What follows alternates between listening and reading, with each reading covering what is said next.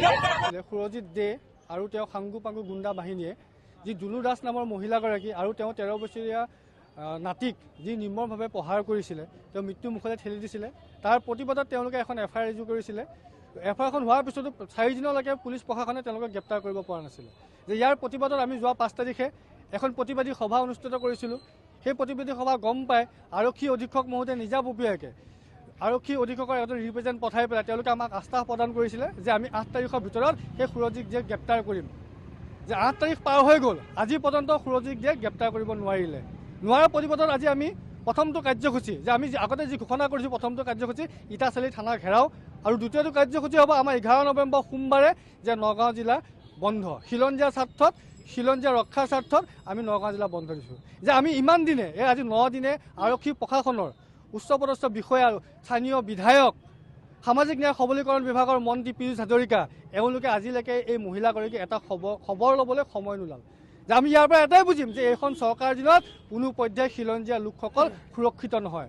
একাংশ অনা খিলঞ্জীয়া লোক যাৰ টকাৰ দপদপনি আছে, যাৰ টকাৰ দপদপনি বিভিন্নজনক কায়ত্ব কৰিব, বিভিন্নজনক কিনিব পাৰে, বিভিন্নজনক পৰুভৰণে বিভিন্ন অসামাজিক কামক লিপ্ত কৰাব পাৰে। আপোনালোকে চাবলৈ যায় সুৰজিৎ দেৰ নামত নাৰী কেলেংকাৰীৰ পৰাই ধৰি অবৈধভাৱে খোৱা নিৰ্মাণ কৰালৈকে তেওঁৰ ওপৰত অভিযোগ আছে। সেই অভিযোগসমূহ চৰকাৰৰ বা প্ৰশাসনৰ কিছু লোকৰ পৃষ্ঠপোষকতা নাথাকিলে তেওঁ কেনেকৈ কৰিব। যে ইয়াৰ পৰা আমি আৰক্ষী প্ৰশাসনৰ আৰক্ষী অধীক্ষক মহোদয়ক আমি প্ৰশ্ন কৰিব বিচাৰোঁ যে আপুনি আমাক 3 দিন সময় বিচাৰিছিল, আমি আপোনাক 4 দিন দিলোঁ, আজিলৈকে আপোনালোকে তেওঁক গ্ৰেপ্তাৰ কৰিব নোৱাৰা কাৰণ কি? যে এই সমগ্ৰ ঘটনাটোৰ লগত এই ইটাচালি থানাৰ যি OC আছিলে আৰু যিটো কেছটো চাই আছিলে IO আছিল, তেওঁলোক সম্পূৰ্ণৰূপে জড়িত। যিদিনাখন একটা ঘটনাটো হৈছিলে সেই সুৰজিৎ দেক এই থানাৰ এখন I-20 গাড়ীত এই থানাৰ পুলিচে তেওঁলোক আগবঢ়াই দিছিলে। লগতে যি দুজনী মহিলাৰ নাম উল্লেখেৰে তেওঁলোকক এই থানাত ৰাখিছিলে, ৰাতিপুৱাই তেওঁলোকক ৰিলিজ কৰি দিলে। যি নন বেলেবল ধাৰা থকা সেই ব্যক্তিসকলক, য'ত অনুসূচিত জাতি জনজাতি 1979 ধাৰা লাগিছে, এই তেনে ক্ষেত্ৰত তেওঁলোকক কেনেকৈ এই পুলিচ বিষয়াসকলে তেওঁলোকক মুকলি কৰি দিলে। আৰু সেই সভাত এটা কথা স্পষ্ট হৈছিলে যে যিসকল লোকে ৰক্ষণাবেক্ষণ দিছে, স্পষ্ট হৈছিলে থানা OC আৰু IC এই দুজনক ছাছপেনশ্যন কৰিবৰ কাৰণে উপায়ুক্ত মহোদয়ক জনোৱা হৈছিলে, আৰক্ষী অধীক্ষকক জনোৱা হৈছিলে, কিন্তু আজিলৈকে তেওঁলোকক ছাছপেনশ্যন নকৰি তেওঁলোকক বদলীকৰণ পঠাই দিলে। ইয়াৰ আঁৰৰ ৰহস্য কি? ইয়াৰ আঁৰৰ ৰহস্য এইটো নেকি যে এওঁলোকে যিখিনি কালেকশ্যন কৰে বা যি অবৈধ বেপাৰত সহায় কৰে, তাৰ যিটো ভাগ হয় উচ্চপদস্থ পুলিচ বিষয়া, উচ্চপদস্থ প্ৰশাসনিক বিষয়ালৈ যায় নেকি? যাৰ বাবে সুৰজিৎ দেক গ্ৰেপ্তাৰ কৰিবলৈ ভয় কৰিছে। যে সুৰজিৎ দেক গ্ৰেপ্তাৰ কৰিলে তেওঁ যেতিয়া ষ্টেটমেণ্ট ল'ব, সেই ষ্টেটমেণ্টত সেই বিয়াগুম বিষয়াসকলৰ নাম ওলাই আহিব নেকি?